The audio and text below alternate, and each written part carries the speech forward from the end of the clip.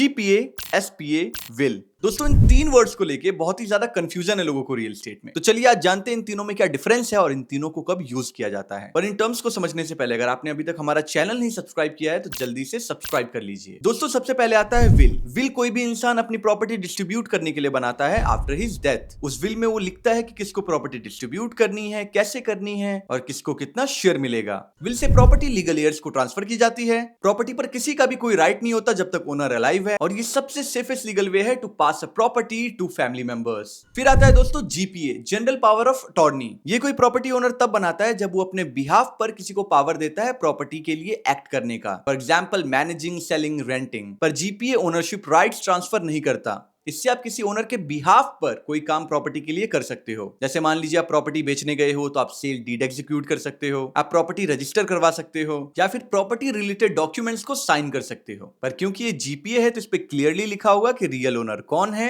और आप सिर्फ उनके बिहाफ पर एक्ट कर रहे हो। और हाँ, जीपीए ओनर के डेथ के बाद ऑटोमेटिकली इनवैलिड हो जाती है। हालांकि जीपीए को थोड़ा रिस्की समझा जाता है तो इस रिस्क से बचने के लिए लोग एसपीए बनवाते हैं। एसपीए का मतलब है स्पेशल पावर ऑफ अटॉर्नी। ये कोई ओनर तब बनवाता है जब आपको किसी एक टास्क के लिए या किसी एक मैटर के लिए किसी को राइट्स देने होते हैं। फॉर एग्जांपल प्रॉपर्टी रजिस्टर करवाने के लिए या कोई डॉक्यूमेंट साइन करने के लिए या प्रॉपर्टी रेंट करने के लिए या और भी वेरियस वर्क्स। काम ये भी एग्जैक्टली जीपीए की तरह करता है, पर जिस पर्टिकुलर वर्क के लिए इसको बनाया गया था वो जैसे ही खत्म होता है तो ये इनवैलिड हो जाता है। अनलाइक जीपीए जिसमें आप ओनर के बिहाफ पर कुछ भी एग्जीक्यूट कर सकते हो, इसीलिए एसपीओ को ज्यादा सेफर समझा जाता है देन जीपीए। तो दोस्तों ये थे इन तीनों टर्म्स में डिफरेंस। बाकी दोस्तों वीडियो अच्छी लगी तो लाइक कीजिए, शेयर कीजिए और ऐसी प्रॉपर्टी रिलेटेड लीगल टर्म्स को समझने के लिए रियलिटी डॉट को सब्सक्राइब